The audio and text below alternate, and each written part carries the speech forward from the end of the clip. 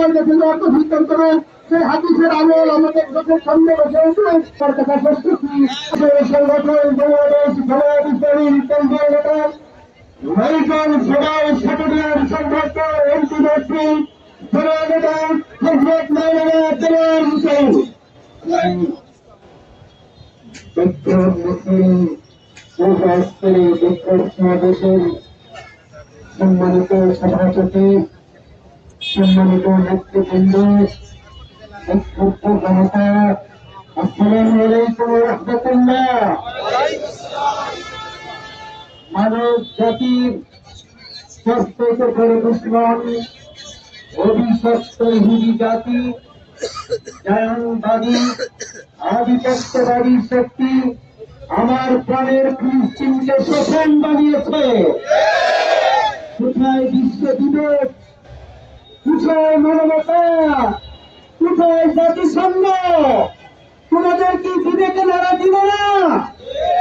আমার ফিলিস্তিনের গাজাবাসীকে নির্মূল করার জন্য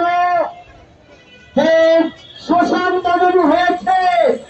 এর প্রতিবাদে গোটা মুসলিম বিশ্বকে ঐক্যবদ্ধভাবে জায়নবাদী ইহুদিদের বিরুদ্ধে ঝাঁপিয়ে পড়তে হবে। আমার ফিলিস্তিনবাসীকে মুক্ত করতে হবে। ইমাম মাহদীর সেই উত্তরসূরি পূর্বসূরি বাহিনী যাত্রা করতে হবে অভিযানে। আপনারা কি অভিযানে যাত্রা করতে রাজি আছেন? অবশ্যই আমরা গাজাবাসীকে মুক্ত করব। আমরা ইনশাআল্লাহ ফিলিস্তিন মুক্ত করব। আমরা বাইতুল মুকাদ্দাসকে মুক্ত করব। এই কাফেলায় গোটা মুসলিম উম্মাহকে শরীক হওয়ার আহ্বান জানাচ্ছি। অবিলম্বে জাতিসংঘকে দায়িত্ব নিতে হবে। নেতানিয়াহু এবং তার সকল সহযোগীকে যুদ্ধ অপরাধী হিসাবে গ্রেফতার করে মানবতা বিরোধী অপরাধী হিসাবে তাদের বিচার করতে হবে। গাজার সমস্ত ক্ষতিপূরণ দিতে হবে।